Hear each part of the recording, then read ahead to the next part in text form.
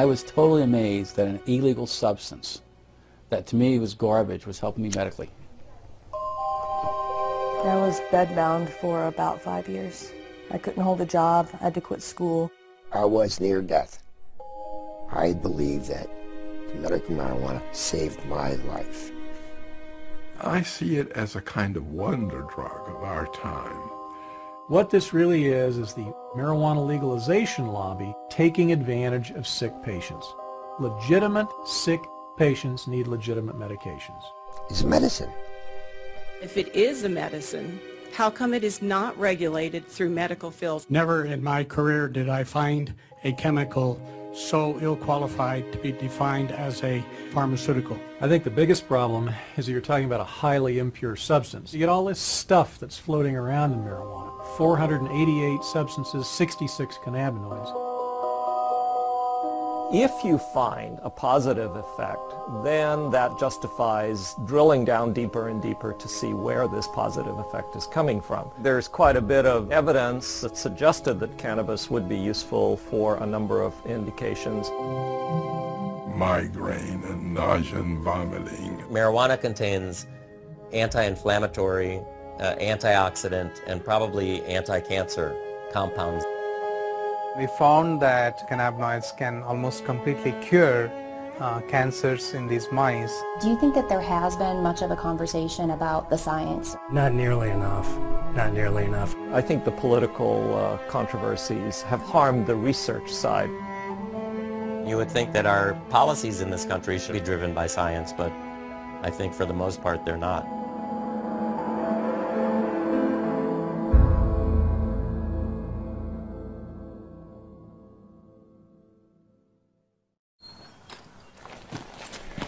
I'm not one for just sitting around. I got to be out, and it's outdoor stuff. I'm not much for going to a gym to work out. My physical exercise, I have to be outdoors doing it. For Point Hatfield, the mountains and rivers of Montana have always been a certain kind of therapy. Running and river guiding in the summer and teaching backcountry skiing in the winter have helped him through life's many difficulties. But the greatest challenge of his life took the outdoors away from him. It was like 2 days after New Year's. It just dumped 2 feet of snow, and a group of us skied from Mammoth down to Gardner after work, and we went out for dinner. And when we were sitting having dinner, I just went like this, and there's a lump there. I had a radical neck discectomy. So they cut out this side of my neck.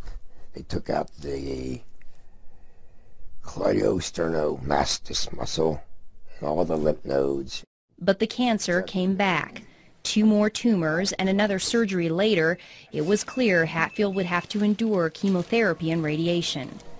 Chemo and radiation were horrible, literally horrible, because I was throwing up almost all day long, every day. I zapped every ounce of life I had in me, just about. I was just hanging on by a thread. Just like he used to, Hatfield turned to the outdoors for comfort, trying to ski a small hill in his backyard. So I got 2 runs of 2 turns in, and then that's all I could do, wipe me out. 2 days after that, I went cross-country skiing with my wife, and I was able to do about a mile. That's all I could do. I was exhausted. Then after the 3rd round of treatment, I couldn't do anything. Hatfield's athletic frame melted from 160 pounds of muscle to barely 124 pounds. I used to have 15-inch arms, biceps. They went down to 9 inches. I used to have thick legs. I'm skinny now. I'm not used to being skinny. Are there things that you know that kind of trigger your nausea and things like that? No, it just comes. Just like that, it just comes. And we've used the other anti-nausea medications with you. I was on Ativan. I was on Zoloft. I think Zofran too. And there was a couple of steroids that I wore a patch with. I think there was a couple other drugs too that they tried. Dr. Jack Hensold is Hatfield's oncologist. He says these are common anti-nausea medications that work for most patients. We have very good anti-nausea medications now, and you know, I make a little bit of an advertisement for that right now. People don't get sick on chemotherapy as they used to because the standard anti-nausea medications are so good. But Point Hatfield wasn't one of those patients. They just did not work. Not at all? Not at all. Didn't alleviate anything. So what was the next step? Well, then Dr. Hensold asked me if I would be willing to try medical marijuana. I said, I'll try anything. We've had patients who've tolerated very well, and it's done some really good things for them. Even though Hatfield had his doctor's blessing, he still needed the green light from Wendy Gwenner, the hospital's oncology social worker. We had a fair number of patients who came out of the woodwork who probably were users anyway and said, well, gosh, I've got cancer.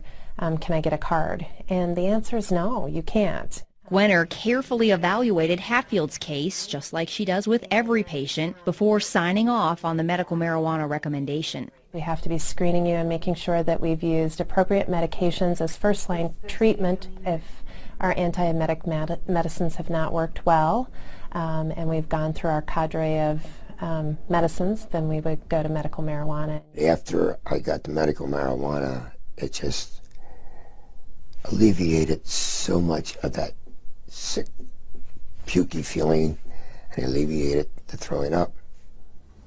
Immediately? Immediately. Wow. Immediately. It's like it was a godsend. It was a wonderful thing. Because that throwing up all the time is not good. Right, right. I believe that the medical marijuana saved my life. I couldn't eat anything, couldn't swallow, and I just think it saved my life. 5 years after he was first diagnosed, Hatfield is cancer-free and enjoying Montana's beauty again. Nowadays, he says the beauty isn't the only thing he loves about this state. He loves the progressive voters who passed the state's compassionate use medical marijuana law in 2004, allowing patients like him the option of using a drug at the center of a growing controversy.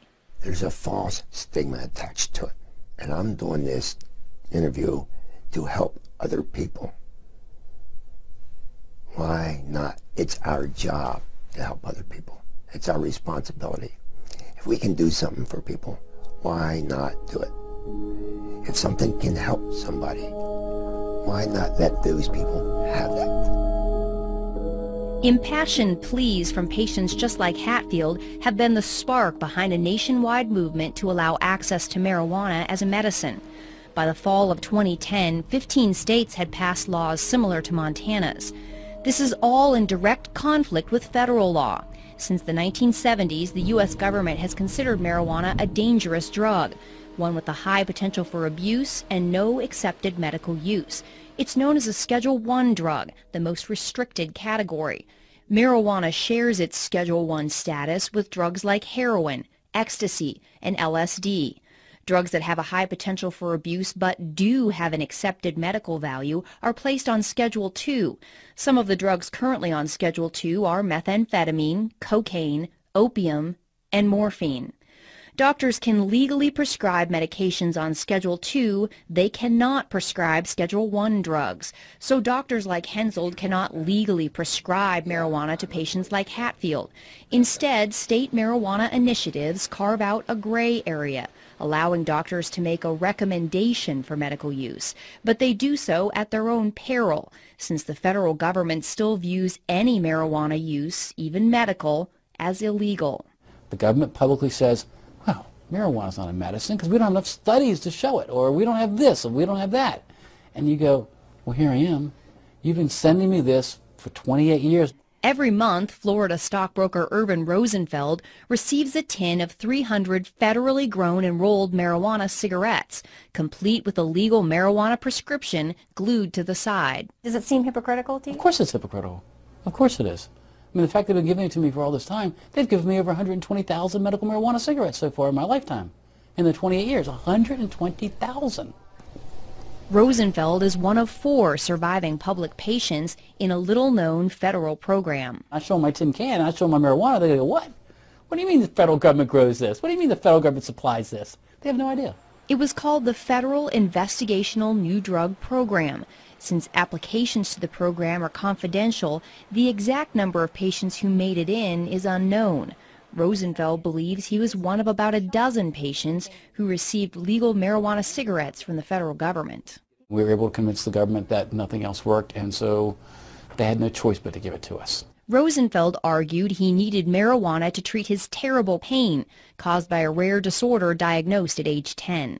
It's called multiple congenital cartilaginous exostosis, which means bone tumors on the end of long bones, that whatever tumors I had at puberty will grow as I grow. They mostly grow outwardly into the muscles in the veins, stretching the muscles in the veins, making it very painful and very tender. I'd be screaming and crawling on the floor for 2 hours trying to get the muscles to get back in place. And then once they finally got back in place, the muscle would be so torn that I couldn't walk for 3 days. On top of the pain was the knowledge that any of the hundreds of benign tumors in his body could become malignant at any time. Rosenfeld spent his youth and teen years on synthetic morphine, muscle relaxants, and sleeping pills. By age 20, he was taking more than 200 pills a month, and he was a vocal critic of illegal drugs. I hear kids talk about drugs and things like that, and I go, why are you doing drugs? I mean, look at all I have to do. You'd be thankful you're healthy. Even so, Rosenfeld finally gave in to peer pressure and tried marijuana in college. He says he didn't feel anything and decided the drug was useless and that his friends were just imagining they were high. But a strange thing happened one night while smoking marijuana and playing chess with a friend.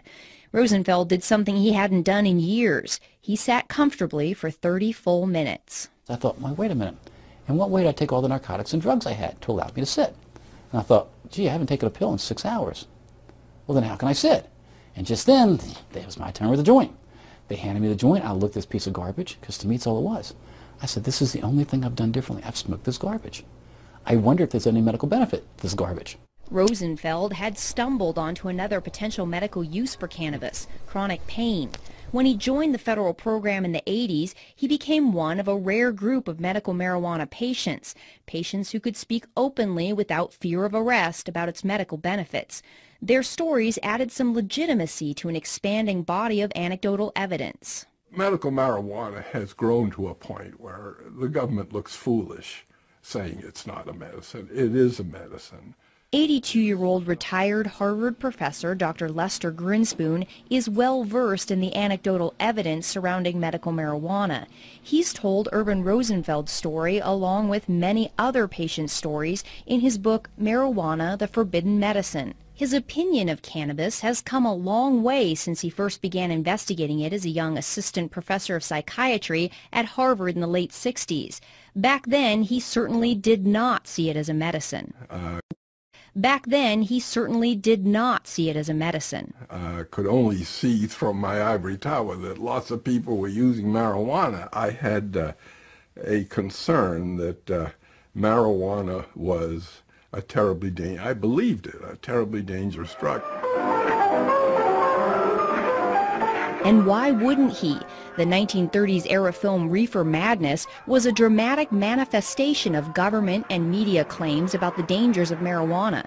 The film portrays marijuana smokers as delirious, insane, even homicidal. Dr. Grinspoon was gravely concerned, and he wanted to give young students the proof that marijuana was hurting them. I went into the library and started to look at this. I wanted to provide a scientific and medical basis for the prohibition. What was the government standing on and saying that this was a dangerous drug? Psychotic reactions can happen. Marijuana is now known to initiate depressive episodes, delusional episodes, manic episodes, and even psychotic episodes. Dr. Eric Voth is an internal medicine physician and an addiction and pain specialist in Topeka, Kansas. He's also the chairman of the Institute on Global Drug Policy and has advised former presidents Reagan, Bush Sr., Bush Jr., and Clinton on drug policy. A critic of medical marijuana, he says one of his biggest concerns is the risk of mental illness, especially schizophrenia. There are clearly patients where it kind of uncaps the psychosis Schizophrenia is a form of a psychotic illness, and uncapping it in people who didn't know they had it. There have been episodes, again, of people who have sort of uncapped and continued schizophrenic that did not have it ahead of time. Indeed, research has shown a connection between marijuana use and schizophrenia. There is also great concern over marijuana use in teens and young adults because their brains are still developing. But it's still unclear whether marijuana causes mental illness or someone with a mental illness is more likely to use marijuana. As a psychiatrist, Dr. Grinspoon's expertise was in schizophrenia, and he strongly disagrees with critics who say marijuana may trigger the disease. I think that is absurd. If you just take the fact that schizophrenia, the frequency of schizophrenia is about 1% the world around. Now, you would expect with a drug that's used as often as it is, you would expect that there'd be a little bleep in this. It doesn't change a bit. It hasn't changed. In fact, you can find as much literature about how cannabis is useful to schizophrenic patients as it's harmful. Dr. Grinspoon could not find evidence to back up the government and media reports that marijuana use leads to drug-induced violence,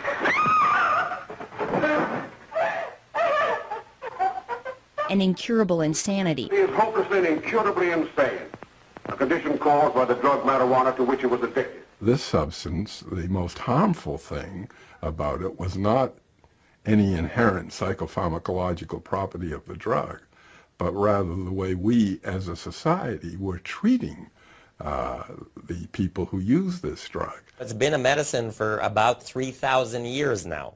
It only hasn't been a medicine in this country for 68 years. I say in the scheme of things, it's been a medicine a whole lot longer than it hasn't been. Dr. Donald Abrams is a professor of clinical medicine at the University of California, San Francisco, and an oncology physician at San Francisco General Hospital.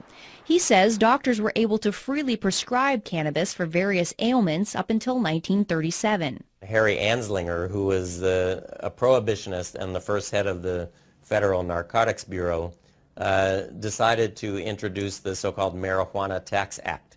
Physicians in the United States knew the medicine as cannabis, and by using marijuana, he sort of did an end run around the medical community. The act imposed a high tax on medical marijuana and such onerous registration and reporting requirements that it effectively banned its use as a medicine altogether. The American Medical Association came out in opposition to the act, with Dr. William C. Woodward testifying there was no evidence the medical use of cannabis was causing addiction, and that there are evident potentialities in the drug that should not be shut off by adverse legislation. He opined that it's impossible to foresee how much the new regulations will deprive the public of the benefits of a drug that, on further research, may prove to be of substantial value. The Marijuana Tax Act delivered the final blow to a medicine that was already being replaced by the opiates and aspirin. Cannabis was removed from the U.S. Pharmacopoeia in 1942. The fact that cannabis was an accepted, valuable medicine in the United States for nearly a century might be surprising to the teens who grew up watching the dramatizations of reefer madness. It certainly came as a surprise to Dr. Grinspoon. I discovered when I got into the library that I, despite my training in science and medicine, had been brainwashed. He put his findings into an 80-page paper, aptly titled Marijuana Reconsidered. It was later published in Scientific American. Then his professional investigation of cannabis took an unexpected, personal turn. His son Danny, suffering from childhood leukemia, had begun chemotherapy. The chemotherapeutics that he had to receive were just devastating to him in terms of the nausea and vomiting. It's a nausea that goes right down to your toenails. I mean, it's really beyond description.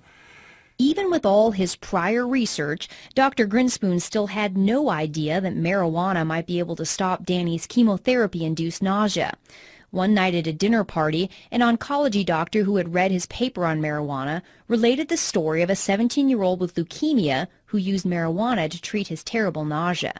On the way home from there in the car, my wife, Betsy, asked me, don't you think we ought to get a little bit of marijuana for Danny the next time he gets... And I said, I'm almost ashamed to say this. I said, no, that would be breaking the law, and I don't want to offend the physicians, who are taking care of him. So I was against it. She's a rather plucky woman, and next time he came in for his chemotherapy, she went up to the Wellesley High School parking lot, and they found his friend Mark, and asked him if Mrs. Grinspoon, wanted a little bit of marijuana. When Dr. Grinspoon showed up for Danny's chemo treatment, he was surprised to find his wife and Danny so relaxed. They were joking, and he was smiling, and no problem. He got on the gurney, had the injection, and whereas before, with this particular chemo, he became nauseous, felt awful right away, and the race to get home before he started to vomit, and then in a bed with a bucket at his side there until it was just dry heaves. That day, he got off the gurney, he said, "Hey, Mom, there's a sub sandwich on Brookline Avenue, I noticed. Could we get a sub on the way home?" When he discovered Danny had smoked marijuana, Dr. Grinspoon was not angry. He was relieved. And I called the doctor, the attending who was taking care of him, and I said, I'm not going to stand in his way doing this again. He said, don't. And don't have him do it in the parking lot. I want to see this myself. And so it went. He never had any difficulty with nausea and vomiting. With the further treatments for as long as he lived, he was free of that anxiety. And I can tell you, it was not only a relief for him, it was a relief for his parents and his siblings. It was a godsend. Not surprisingly, Dr. Grinspoon has become an ardent supporter of legalizing marijuana for medical use. People who suffer from these symptoms and syndromes, depending on just how serious they are, that's always accompanied by anxiety. And to take and artificially impose another level of anxiety, the anxiety involved in doing something which is illegal, for which you can be punished, is cruel. By the 1980s, scientific interest in cannabis had begun to catch up with the personal experiences. According to a 1982 United States Institute of Medicine report, Marijuana and Health, the preliminary research coupled with anecdotal evidence warranted a closer look at medicinal cannabis. The report also found that marijuana attacks diseases and symptoms differently than other drugs. This offered the tantalizing possibility for drug companies to develop new, novel drugs out of the chemicals in the marijuana plant. The Institute of Medicine called for more research on these chemicals, known as cannabinoids. Even with this encouragement, research on cannabis failed to flower. There aren't many scientists or clinical investigators who are particularly interested in doing research in medical marijuana because it's such a hassle. Marijuana's Schedule I status means Dr. Abrams has to get approval from more than a half dozen regulatory bodies before he can start a cannabis medical trial. There are so many roadblocks that you have to go through. Marijuana is an illegal substance that I think a lot of investigators and even organizations just don't want to get involved in something that is so controversial. Dr. Igor Grant is a professor of psychiatry and the director of the California-based Center for Medicinal Cannabis Research. He says not only is the research bureaucratically difficult, it's expensive, and financial backers are hard to find. You know, an ordinary investigator just does not have the time or resources to do this kind of work. I mean, you really need, either federal or state funding or pharma funding, something to navigate this whole system. The center's research was funded by a $9 million grant from California taxpayers. The money allowed for a few legitimate small marijuana trials, including several done by Dr. Abrams, that confirmed what Rosenfeld was saying all along, that cannabis works on pain, especially pain that does not respond to opiates. All of them, to some extent or another, demonstrated that smoked marijuana is effective in this situation for which we really don't have very good treatments. I can say that the cannabinoids are almost certain to be useful in neuropathic pain based on the research that we've done. But even when researchers get significant results like this, Dr. Abrams says cannabis research can still be an academic dead end. When I submit it for publication, I have found what I perceive to be a publication bias, that people are not particularly interested in publishing data suggesting that marijuana might have some benefits. All of those things, I think, sort of dampen anybody's enthusiasm to take on medical marijuana research. And scientists are not getting much help from pharmaceutical companies either. No pharmaceutical company is interested in supporting, marijuana research. Because it's a naturally occurring substance out in the world, so you can't patent it per se. So the research on it is quite dicey. It really is. Nobody can make any money on that research or on that development. Even if drug companies created a novel marijuana plant drug that they could patent, doctors could not prescribe it. It's going to be a class 1 type of drug. It's not going to be broadly used. And again, why do you want to spend a lot of time developing a drug that you can't really sell? Why would a pharmaceutical company want to get involved with something like that? I think until marijuana is rescheduled, large-scale research will probably not occur. Advocates have been mired in a decades-long legal fight with the U.S. Drug Enforcement Agency to do just that. In the late 80s, they made the argument that marijuana has accepted medical value and that it belongs on Schedule II. It was a judge who, my understanding was, basically suggested that it be made a Schedule II. According to government documents, the DEA's administrative law judge, Francis Young, found there was incontrovertible evidence that cannabis was an effective medical treatment for nausea and appetite loss, multiple sclerosis, and spinal cord injury spasms. Judge Young ruled marijuana should be moved to Schedule II, writing, "The evidence in this record clearly shows that marijuana has been accepted as capable of relieving the distress of great numbers of very ill people. It would be unreasonable, arbitrary, and capricious for DEA to continue to stand between those sufferers and the benefits of this substance." For those who were concerned about marijuana's side effects, Young ruled that as a medicine under a doctor's supervision, marijuana in its natural form is one of the safest therapeutically active substances known to man. The DEA and other federal agencies disagreed. They overruled Judge Young's decision and kept marijuana on Schedule I. But the ruling did add to growing pressure on the U.S. government to go beyond its own compassionate use program and make marijuana legally available as a medicine. The answer? Provide a pill that can do what the plant does. For years, the government had been sponsoring and funding research to put the active ingredient in marijuana, THC, into a capsule form. Known as dronabinol or Marinol, the drug is a synthetic version of THC created in the laboratory. Since it did not come directly from the plant, the DEA placed it on Schedule II.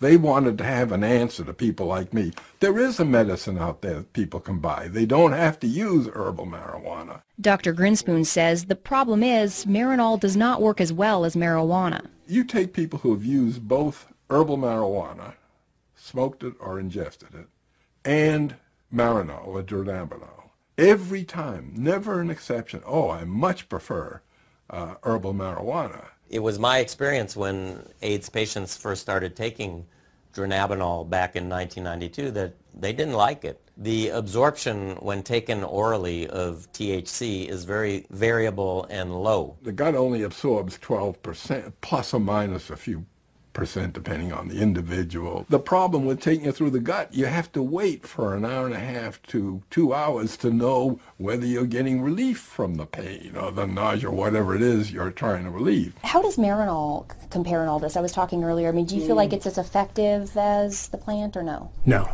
I do not believe Marinol is as effective as marijuana or THC. And why do you say that? I've never really seen it work. We've had it on, it's expensive, and I've never had a patient who seemed to get much benefit from it. We really haven't had very much success with patients with Marinol for any side effect management. So there's something that is lost in with the THC in that processing. Dr. Abrams says what's lost in the processing are all the other cannabinoids in the plant, some of which are known to mitigate the high associated with THC, making the patient feel more relaxed instead of anxious. There are 400 other compounds in the plant, including 70 other sort of lookalikes to delta-9 THC, and those are all there for a reason. They provide balance, if you will, the yin and the yang, and my opinion that you lose that balance when you remove the single most psychoactive component from the plant and use that as a pharmaceutical. I've used Marinol on some patients selectively. I've not had any problem with Marinol. Dr. Voth says while he's not overly impressed with Marinol, he would rather have patients take a pill. He says telling a patient to smoke an illegal plant is substandard medicine. I treat a lot of sick patients with all sorts of different pain and neuropathic disorders and cancer, etc. And I cannot think of one circumstance in 27 years of active practice that I've had to say, well, it's time for you to smoke dope. I just haven't. And that includes terminal patients and hospice patients. Anyone who says that, we have adequate treatments for all of the conditions for which marijuana is purported to have some effect, I don't think that is a correct statement. I think the fact is that we have a lot of difficult to treat conditions, and there may be a niche or a place for the cannabinoids with some of those conditions. Oncology social worker Wendy Gwenner agrees. She's personally seen patients who don't get adequate relief from the anti-nausea drugs. And when it comes to getting patients to eat, it is far and away the best medication that we have for chronic wasting and for increasing appetite in cancer patients. There's probably nothing that works as well for appetite stimulation that we have as marijuana. But Dr. Hensoldt says cannabis does have one side effect that certain patients don't like, namely the high. Most of the side effects I worry about with patients are really the euphoria and the altered sense of consciousness that people get, and whether they'll tolerate that or not. Generally, you'd consider a high as an adverse effect. So that adverse side effect for people who don't want to be high is really a problem. For other patients, though, the high could be part of the therapeutic effect. A 1999 U.S. Institute of Medicine report on marijuana found the drug's anti-anxiety and sedative effects could be a benefit. I can't convince myself that the psychoactive part doesn't play a part. If they feel good, that's terrific. But does feeling good lead to addiction? Absolutely. Marijuana is habituating, addictive, whatever you want to call it. Dr. Voth says marijuana has about the same addictive potential as alcohol. The 1999 government report found marijuana was slightly less addictive than alcohol, with 9% of all users experiencing addiction. And marijuana does not have the extreme physical withdrawal symptoms that alcohol and other drugs do. Potential for withdrawal is really minimal because the cannabinoids are stored in fat, so that if you stop using marijuana abruptly, it still leaches out from fat over a number of days, so you don't get a precipitous withdrawal. Regardless of the mild withdrawal symptoms, Dr. Voth believes marijuana's side effects and its addictive potential are just a few of the factors that make it unattractive for drug companies to research. I think it's very unlikely that marijuana will ever make it through the FDA. It's the fact that you're smoking dope, that you're smoking a plant. You're smoking something with 488 substances in it.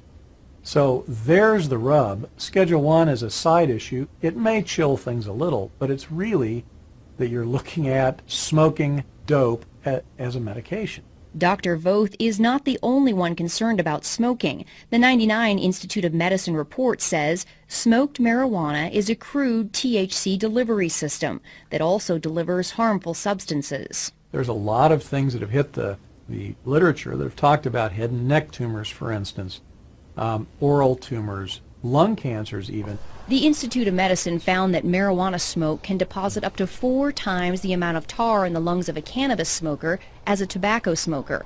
Studies have also shown that marijuana smoke contains higher concentrations of the same carcinogens found in cigarette smoke. While scientists are concerned these factors may lead to lung cancer, they still have not found definitive proof, and patient Point Hatfield says smoking is worth the risk. The thing about smoking the marijuana is it's immediate.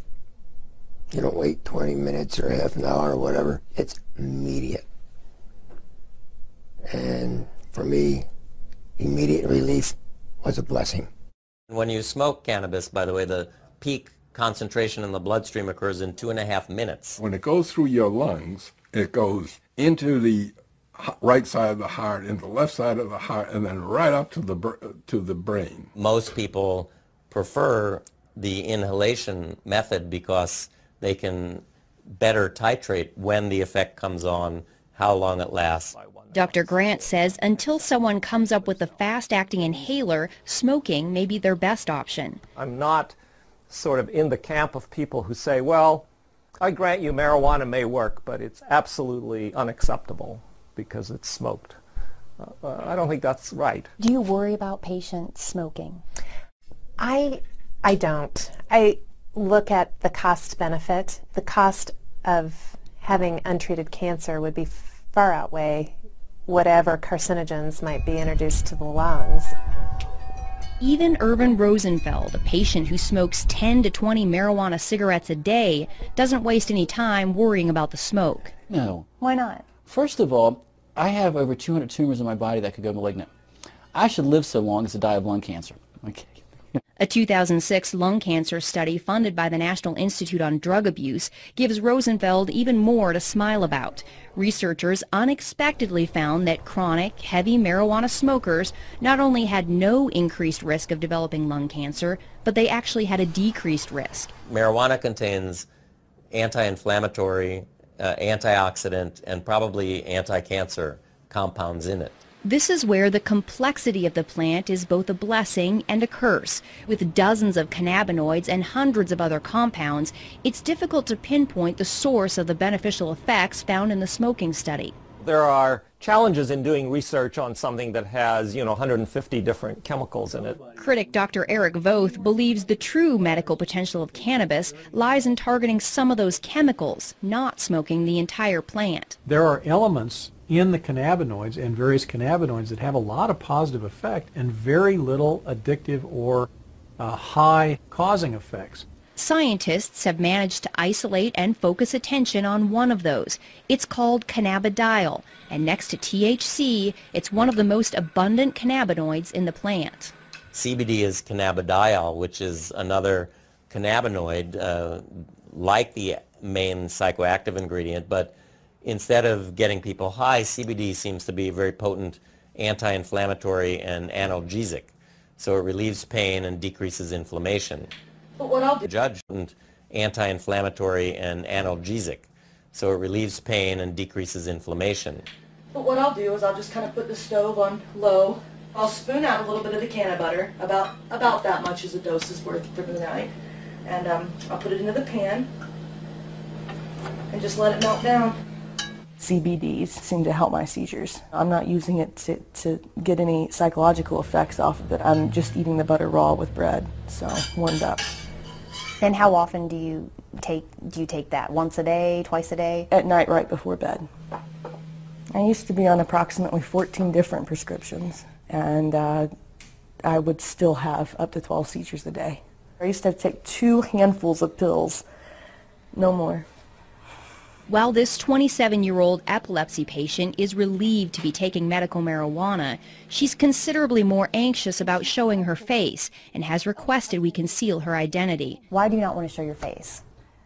I am not comfortable showing my face because of all the discrimination that has already happened. She says both she and her husband have lost jobs when she spoke openly about her use of marijuana as a medicine. But the fact of the matter is, somebody has to speak up or nobody will hear these stories. She chose to tell us her story in her artist's studio. Here she creates much happier works than she did even a few years ago, when her self-portraits plainly showed the toll epilepsy had taken since she was diagnosed at 15. I've taken pretty much every anti-epileptic on the market, and some with a little bit more success than others. Some of the medicines I was on had nothing to do with epilepsy, and the doctors put me on them to help me sleep or to help with my anxiety issues. The seizures were so bad I needed to be sedated heavily to sleep. The depression gets worse the more you're sedated. Despite the constant seizures and depression, she graduated high school and was accepted into a private women's college to study psychology and fine arts. The seizures were so intense by my early 20s that I couldn't stay in class. And as the stress of exams would come closer, that would trigger seizures. She had to withdraw from college just a handful of credits short of graduation. The seizures were so bad and the medication so debilitating that getting a job wasn't even an option. She was bedbound for years while the epilepsy ruled her life. My husband would have to call me, 25 times a day from work just to make sure I was still breathing okay. I could not shower by myself because if I slipped and fell, it only takes a half inch to drown. So we were living on pins and needles with me having that many. That's when she decided to move to a state with a medical marijuana program. She had read stories about its potential to treat epilepsy, and she wanted legal access to it. How did that impact your seizures? They started slowing down. I had to build it up in my system, and it wasn't until I started ingesting it that they really stopped completely. The potential of the CBDs in marijuana to mitigate epileptic seizures is not new. Scientists who put together the 1982 U.S. Institute of Medicine report found substantial evidence from animal studies to indicate that cannabinoids are effective in blocking seizures and that there is strong support for further investigation into the utility of CBD in human epilepsy. The subsequent 1999 Institute of Medicine report was less enthusiastic, saying the solid scientific evidence still isn't there yet, and it was unlikely to be a fruitful area for drug research. I'm not waiting for the FDA approval to come through. I know how it affects my body, and that's one thing that I've learned through taking prescription drugs all these years. I have to know how this stuff is going to affect me, not what somebody else says it does for them. Not only has it completely stopped her seizures, but she says something in the plant works for her anxiety, depression, and insomnia too. So she sees the scientifically undesirable cornucopia of substances in the plant as a benefit, not a detriment. The fact is it works. It works better than anything I've ever tried, any pill I've ever taken. The cannabinoids have multiple actions. It's not just on pain or, in her case, maybe anti-epileptic action, but for many people, they have a sedative and anti-anxiety effect and so forth. I'm a cancer doctor, and I often suggest to my patients that they consider marijuana for their loss of appetite, nausea, pain, depression, and insomnia. It's one medicine they could use instead of 5. Critics of medical marijuana are highly skeptical of claims it can treat just about everything. How is it possible that one plant has the potential to treat so many different ailments? Intriguing answers started appearing in the early 90s when researchers pinpointed receptors in the brain and the body that bind with the cannabinoids. Receptors can be described as locks on the surface of a cell, and when the correct key binds with the correct lock or receptor, it opens the door and delivers messages. Sometimes the message is that the body is feeling pain. Other times the message may be that there's an invader and the immune system must attack. Scientists located 2 receptors, cannabinoid receptors, one called the CB1 receptor, mainly in the brain, and the other is the CB2 receptor, which is mainly in cells of the immune system. The CB1 receptors are extremely abundant in the brain, but they're also found all over the body in the major organs, the heart, the liver, kidneys, and pancreas. After finding all these locks that accepted the cannabis key, researchers made the next big discovery. The human body makes its own cannabinoids, called endocannabinoids. We have this whole elaborate system where we have these receptors in our brain and in our immune system, and these circulating chemicals that we produce ourselves that really are very, very similar to the chemicals in the marijuana plant. The only difference is that the endocannabinoids that we produce are in such small quantities, and they're also rapidly degraded, so that Therefore, we are not high all the time, or we don't have that feeling of euphoria all the time. Dr. Prakash Nayagarkatti is a professor of pathology and microbiology at the University of South Carolina. For the last decade, he's been doing research on what's become known as the human endocannabinoid system. The precise functions of the endocannabinoid system is still being understood, actually. The discovery of the system, however, is already revealing clues that have bolstered the personal stories of relief. The areas of the brain that control nausea and vomiting, chronic pain, and epileptic seizures all have cannabinoid receptors. What do these things do? Well, in the brain and the nervous system, the cannabinoid system seems to exert kind of a dampening effect. It's kind of an internal, I like to think of it as a neurological shock absorber. And when they looked in other animals, they found these receptors were present in basically all animal species. So why do dogs and monkeys, for example, need to have cannabinoid receptors? They must be playing a very critical role in trying to maintain some of the physiological functions. The whole development of the fact that there are cannabinoid receptors in endocannabinoids has really given drug companies and pharmaceutical investigators a lot of opportunity to try to manipulate the body's own cannabinoid system. That's because now they can create synthetic drugs that target the receptors instead of taking chemicals from the plant. By avoiding the plant, they get around the controversies and complications of its Schedule I status.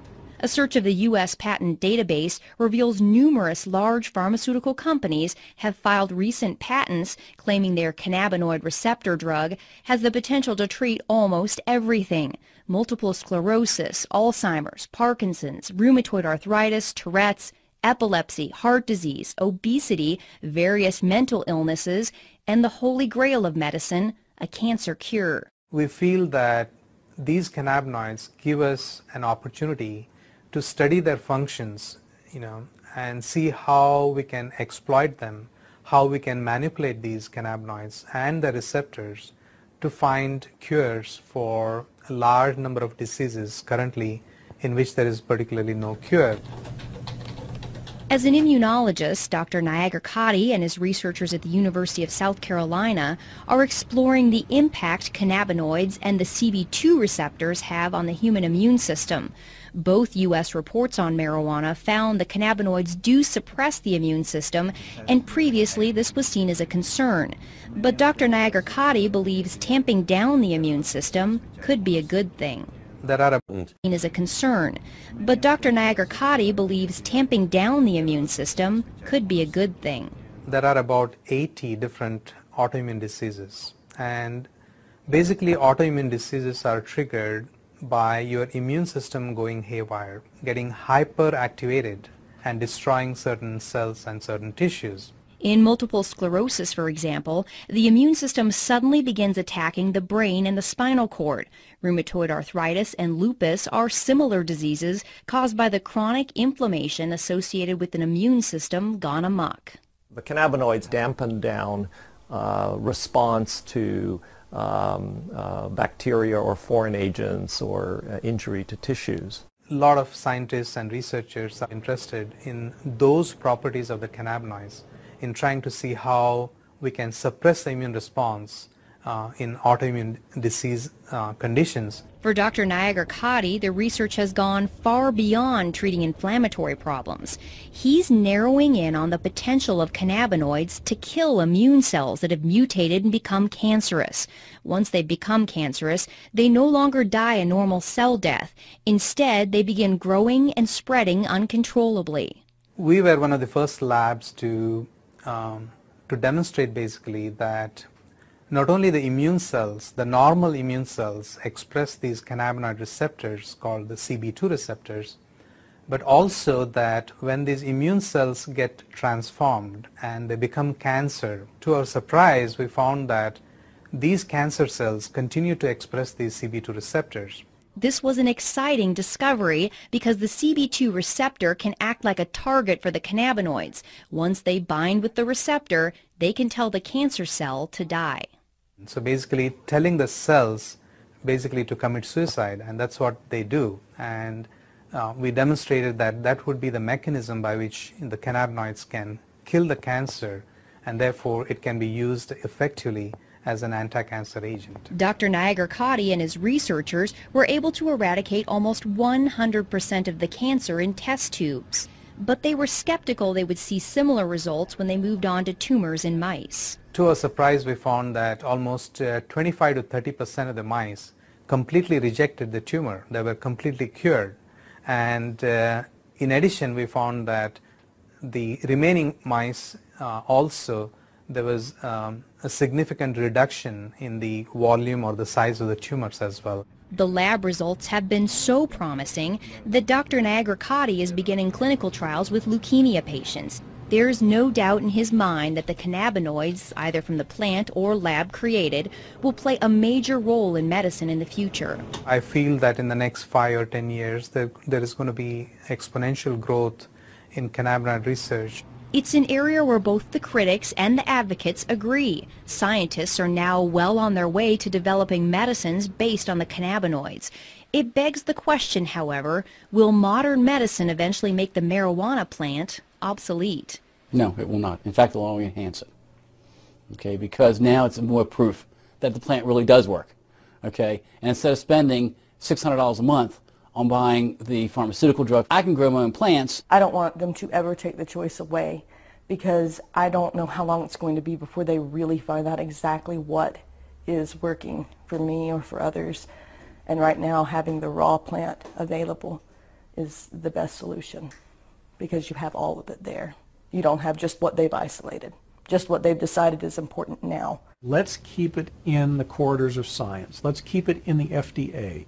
Let's do what needs to be done, which is careful, longitudinal, placebo-controlled, crossover, head-to-head studies, and see where it falls out. But let's deliver what's really medicine. That is the individual cannabinoids. They may come across some things that are better than herbal marijuana for one thing or another, and good luck to them. I'd love that. But I never want to see compromised the capacity of people to use herbal marijuana, whether it's because the drug that they've come up with is much more expensive, or it doesn't do as well, or whatever the reason. That people should always have herbal marijuana available to them without any constraints from the law.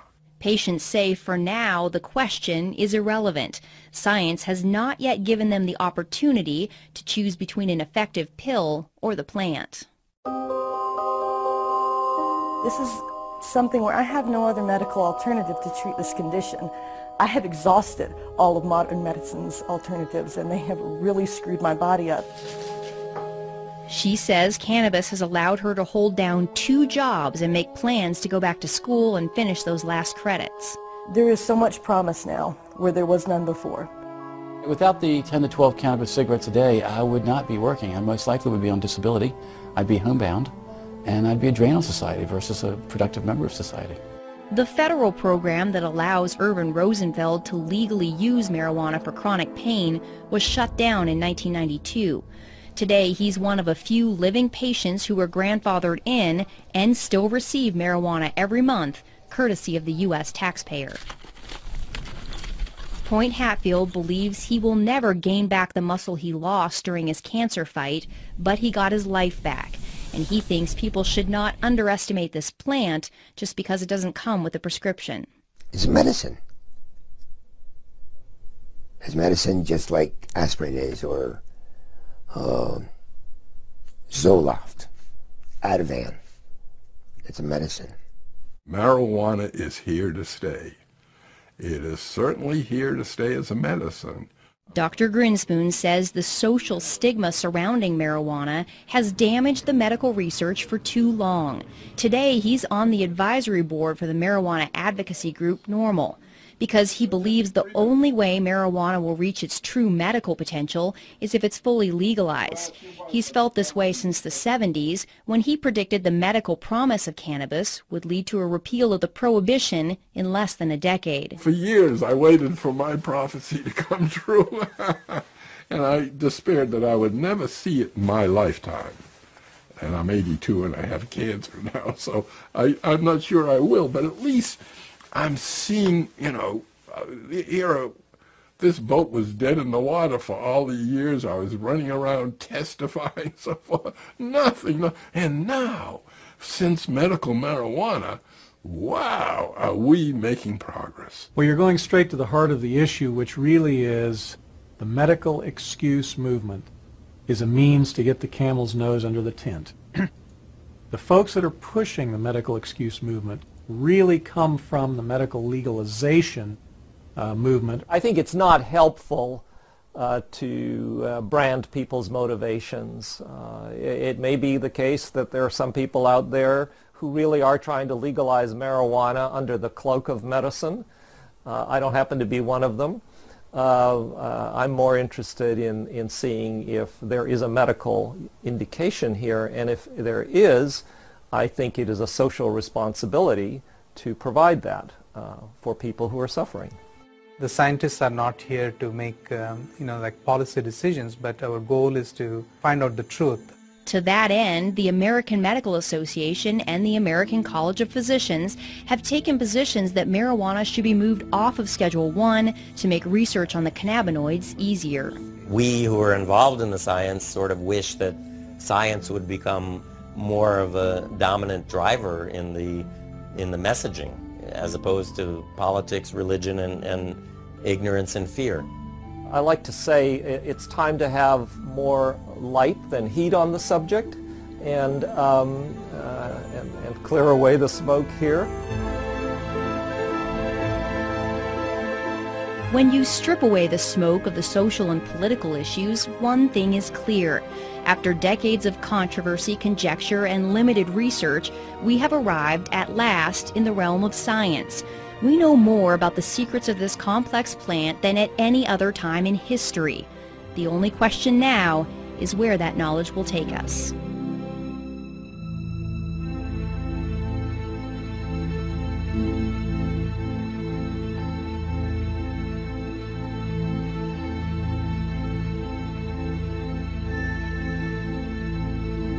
Support for this program was made possible by the Friends of Montana PBS and the University